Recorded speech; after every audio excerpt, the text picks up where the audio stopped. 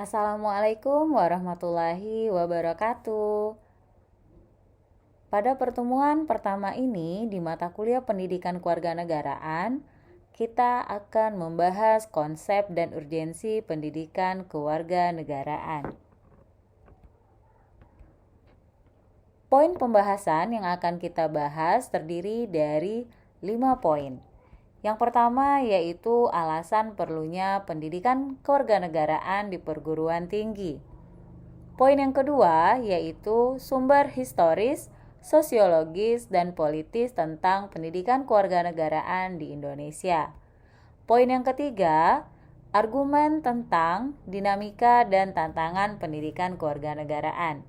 Poin keempat, esensi dan urgensi pendidikan kewarganegaraan untuk masa depan. Dan yang terakhir, poin kelima yaitu contoh-contoh praktik kewarganegaraan.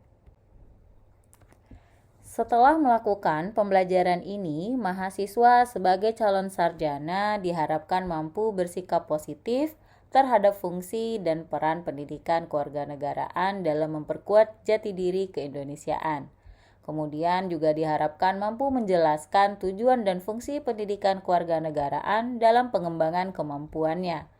Dan juga diharapkan mampu menyampaikan argumen konseptual dan empiris tentang fungsi dan peran pendidikan kewarganegaraan dalam memperkuat jati diri keindonesiaan para sarjana. Selanjutnya kita masuk pada poin pertama, alasan perlunya pendidikan kewarganegaraan di perguruan tinggi. Muncul pertanyaan, mengapa pendidikan kewarganegaraan penting dalam pengembangan kemampuan utuh sarjana atau profesional?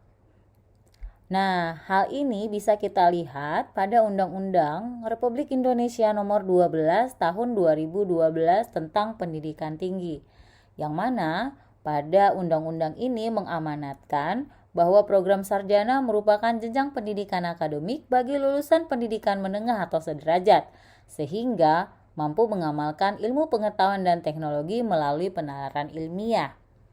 Lulusan program sarjana ini nantinya diharapkan akan menjadi intelektual dan atau ilmuwan yang berbudaya, mampu memasuki atau menciptakan lapangan kerja, serta mampu mengembangkan diri menjadi profesional. Undang-Undang Republik Indonesia Nomor 14 Tahun 2005 tentang guru dan dosen mengatakan bahwa profesional adalah pekerjaan atau kegiatan yang dapat menjadi sumber penghasilan, perlu keahlian, kemahiran, atau kecakapan, memiliki standar mutu, ada norma, dan diperoleh melalui pendidikan profesi. Perlu mahasiswa ketahui bahwa apapun kedudukannya, baik itu sarjana ataupun profesional, dalam konteks hidup berbangsa dan bernegara, bila memenuhi persyaratan sebagaimana yang diatur dalam peraturan perundang-undangan, maka mahasiswa sekalian berstatus sebagai warga negara. Selanjutnya, pertanyaan apakah warga negara dan siapakah warga negara Indonesia itu? Nah, sebelum menjawab pertanyaan secara khusus, siapa WNI, perlu diketahui terlebih dahulu apakah warga negara itu. Konsep warga negara sendiri yaitu citizen, citoyen dalam arti negara modern atau negara kebangsaan nation state dikenal sejak adanya perjanjian Westphalia 1648 di Eropa sebagai kesepakatan mengakhiri perang selama 30 tahun di Eropa. Istilah warga negara dapat berarti warga, anggota atau member dari sebuah negara. Warga negara adalah anggota dari sekelompok manusia yang hidup atau tinggal di wilayah hukum tertentu yang tentunya memiliki hak dan kewajiban. Di Indonesia, istilah warga negara adalah terjemahan dari bahasa Belanda Staatburger atau Onderdan. Menurut Suto Prawiro tahun 1996, istilah Onderdan ini tidak sama dengan warga negara, melainkan bersifat semi warga negara atau kaula negara. Munculnya istilah tersebut karena Indonesia memiliki budaya kerajaan yang bersifat feodal sehingga dikenal dengan istilah kaula negara sebagai terjemahan dari onderdaan. Namun, istilah kaula negara sudah tidak digunakan lagi dalam konteks kehidupan berbangsa dan bernegara di Indonesia saat ini. Kemudian, istilah warga negara dalam kepustakaan Inggris dikenal dengan istilah civic, citizen, atau civicus. Apabila ditulis dengan mencantumkan S di bagian belakang kata civic menjadi civics, ini berarti disiplin ilmu kewarganegaraan. Selanjutnya muncul pertanyaan, apakah pendidikan kewarganegaraan itu? Pada dasarnya, pendidikan kewarganegaraan itu terdiri dari dua kata. Yang pertama yaitu pendidikan dan kata yang kedua yaitu kewarganegaraan. Kita mulai dulu dari kata pendidikan.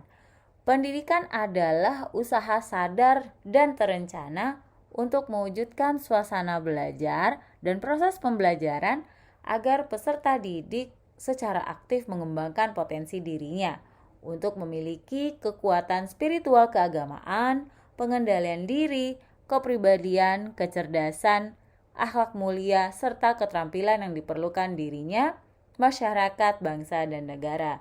Hal ini seperti yang diamanatkan pada Undang-Undang Nomor 20 Tahun 2003 Pasal 1. Kemudian kita lihat apa itu kewarganegaraan. Kewarganegaraan adalah segala hal ihwal yang berhubungan dengan warga negara. Undang-Undang Republik Indonesia Nomor 20 Tahun 2006 Pasal 1 Ayat 2, pendidikan kewarganegaraan dimaksudkan untuk membentuk peserta didik menjadi manusia yang memiliki rasa kebangsaan dan cinta tanah air, seperti yang diamanatkan pada Undang-Undang Republik Indonesia Nomor 20 Tahun 2003, penjelasan pasal 37. Mengapa pendidikan kewarganegaraan diperlukan? Mahasiswa tahu tidak jawabannya? Yaitu untuk pembentukan warga negara agar memiliki rasa kebangsaan dan cinta tanah air, sebagaimana yang diamanatkan pada Undang-Undang Republik Indonesia Nomor 20 Tahun 2003. Kita masuk kepada poin 2, yaitu adalah sumber historis, sosiologis, dan politik tentang pendidikan kewarganegaraan di Indonesia. Untuk memahami pendidikan kewarganegaraan di Indonesia, pengkajian dapat dilakukan secara historis, sosiologis, dan politis. Secara historis, pendidikan kewarganegaraan di Indonesia senantiasa mengalami perubahan, baik dalam bentuk istilah maupun substansi atau isi sesuai dengan perkembangan peraturan perundangan, ilmu pengetahuan dan teknologi, perubahan masyarakat, dan tantangan global. Seperti contohnya, Kurikulum 1975. Pada kurikulum 1975, pendidikan kewarganegaraan dimunculkan dengan nama mata pelajaran Pendidikan Moral Pancasila atau yang disingkat dengan PMP. Kemudian pada kurikulum 1960, istilah kewarganegaraan lebih dikenal dengan civics. Dilanjutkan pada kurikulum 2013, penamaannya menjadi Pendidikan Kewarganegaraan di pendidikan dasar dan menengah. Sedangkan pada perguruan tinggi menyelenggarakan mata kuliah dengan nama Pendidikan Pancasila dan Pendidikan Kewarganegaraan.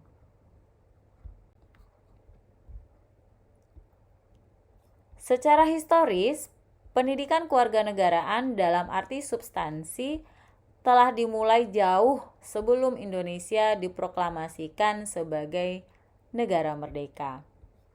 Dalam sejarah kebangsaan Indonesia, berdirinya organisasi Budi Utomo tahun 1908 disepakati sebagai Hari Kebangkitan Nasional karena pada saat itulah dalam diri bangsa Indonesia mulai tumbuh kesadaran sebagai bangsa walaupun belum menamakan dengan sebutan Indonesia. Kemudian dilanjutkan pada tahun 1928 yang kita kenal dengan peristiwa Sumpah Pemuda. Para pemuda yang berasal dari wilayah Nusantara berikrar menyatakan diri sebagai bangsa Indonesia bertanah air dan berbahasa Persatuan Bahasa Indonesia. Kemudian dilanjutkan munculnya organisasi kebangsaan, baik yang berjuang secara terang-terangan maupun diam-diam, baik di dalam negeri maupun di luar negeri. Ini seperti tumbuh bagaikan jamur di musim hujan. Nah, secara umum organisasi-organisasi tersebutlah yang bergerak dan bertujuan membangun rasa kebangsaan dan mencita-citakan Indonesia merdeka. Yang pada akhirnya Indonesia merdeka setelah melalui perjuangan panjang, pengorbanan jiwa dan raga. Pada tanggal 17 Agustus 1945, Soekarno dan Hatta atas nama bangsa Indonesia menyatakan kemerdekaan Indonesia.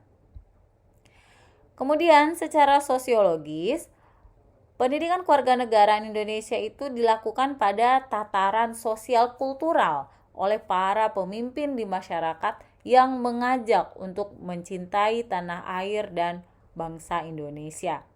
Dalam pidato-pidatonya, para pemimpin ini mengajak seluruh rakyat untuk mencintai tanah air dan bangsa Indonesia. Seluruh pemimpin bangsa membakar semangat rakyat untuk mengusir penjajah yang hendak kembali menguasai dan menduduki Indonesia yang telah dinyatakan merdeka. Para pemimpin bangsa Indonesia dalam pidato-pidato, ceramah-ceramah yang dilakukan, baik itu para pejuang, kiai-kiai di pondok pesantren yang mengajak umat berjuang mempertahankan tanah air, merupakan pendidikan kewarganegaraan dalam dimensi sosial kultural. Inilah yang merupakan sumber pendidikan kewarganegaraan dari aspek sosiologis. Berikutnya kita lihat dari perspektif atau pandangan politis. Pendidikan kewarganegaraan Indonesia itu lahir karena tuntutan konstitusi atau Undang-Undang Dasar 1945 dan sejumlah kebijakan pemerintah yang berkuasa sesuai dengan masanya. Pendidikan kewarganegaraan mulai dikenal dalam pendidikan sekolah, dapat digali dari dokumen-dokumen kurikulum sejak tahun 1957, sebagaimana dapat diidentifikasi dari pernyataan Sumantri bahwa pada masa Orde Lama mulai dikenal dengan istilah kewarganegaraan, kemudian pada tahun 1967 dengan istilah civic, pada 1968 dikenal dengan pendidikan kewarganegara, dan pada awal Orde Lama sekitar 1957, isi dari mata pelajaran pendidikan kewarganegaraan ini membahas tentang cara pemerolehan dan kehilangan kewarganegaraan. Sedangkan pada civic 1961 lebih menekankan atau membahas tentang sejarah kebangkitan nasional, Undang-Undang Dasar, pidato-pidato politik kenegaraan yang terutama diarahkan untuk nation dan character building bangsa Indonesia sendiri.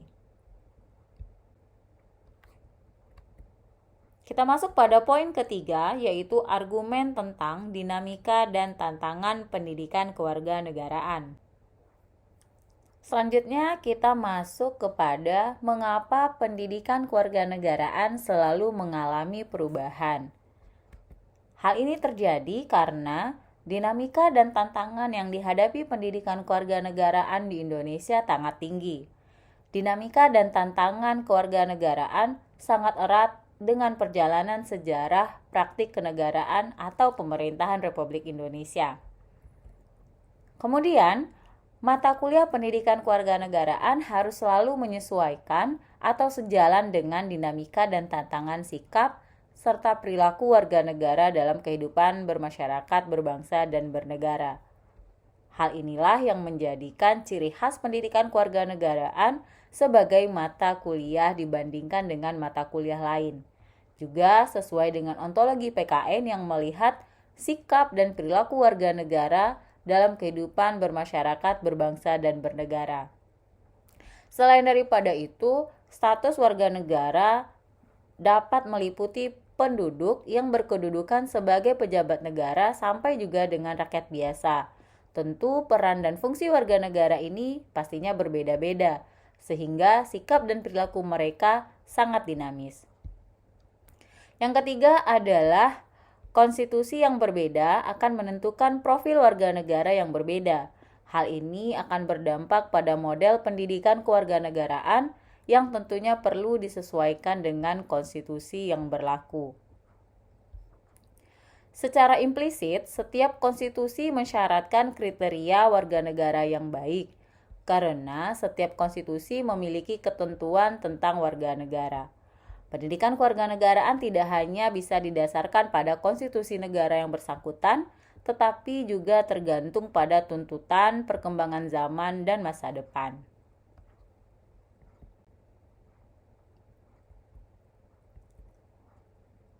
Berikutnya, mengapa pendidikan kewarganegaraan ini selalu mengalami perubahan selain daripada yang sudah dijelaskan sebelumnya? Pendidikan kewarganegaraan perlu mendorong warga negara agar mampu memanfaatkan pengaruh positif perkembangan iptek untuk membangun negara bangsa. Sebaliknya, pendidikan kewarganegaraan perlu melakukan intervensi terhadap perilaku negatif warga negara yang memang cenderung ke arah negatif. Kemudian kurikulum pendidikan kewarganegaraan termasuk materi, metode, dan sistem evaluasinya harus selalu disesuaikan dengan perkembangan iptek.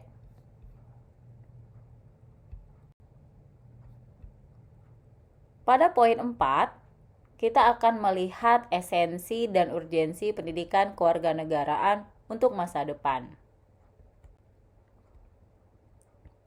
Muncul pertanyaan di dalam pikiran kita, bagaimana kondisi Indonesia di masa depan? Kita harus tahu dan sadar bahwa nasib sebuah bangsa itu tidak ditentukan oleh bangsa lain, melainkan sangat tergantung pada kemampuan bangsanya sendiri. Pendidikan kewarganegaraan Indonesia untuk masa depan sangat ditentukan oleh pandangan bangsa Indonesia. Kemudian juga eksistensi konstitusi negara dan tuntutan dinamika perkembangan bangsa. Kita tahu bahwa di tahun 2045 nanti, bangsa Indonesia akan memperingati 100 tahun Indonesia merdeka. Berdasarkan hasil analisis ahli ekonomi, bangsa Indonesia akan mendapat bonus demografi. Pada tahun 2030 sampai 2045, bangsa Indonesia akan mempunyai usia produktif 15 sampai 64 tahun yang berlimpah. Nah, hal ini merupakan peluang yang harus ditangkap dan bangsa Indonesia perlu mempersiapkan untuk mewujudkannya. Usia produktif akan mampu berproduksi secara optimal apabila dipersiapkan dengan baik dan benar. Tentunya cara yang paling strategis adalah melalui pendidikan dan salah satunya melalui pendidikan kewarganegaraan. Poin yang kelima yaitu adalah contoh-contoh praktik kewarganegaraan. Contoh praktik kewarganegaraan ini ada 3. Yang pertama yaitu bersikap demokratis dengan mengutamakan kepentingan bersama. Jadi setiap apapun yang kita lakukan tujuannya adalah demi mewujudkan kepentingan bersama. Kemudian menghargai aspirasi. Kita harus senantiasa menghargai aspirasi setiap individu. Kemudian juga menyalurkan hak pilih dengan jujur. Sikap yang kedua yaitu kita harus memiliki sikap toleran dengan menghargai pendirian orang lain, apapun bentuknya, meskipun berbeda dengan pendirian yang kita anut.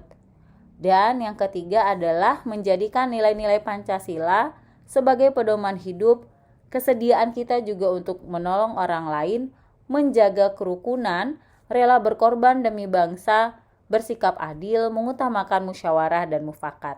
Hal-hal inilah contoh praktik kewarganegaraan.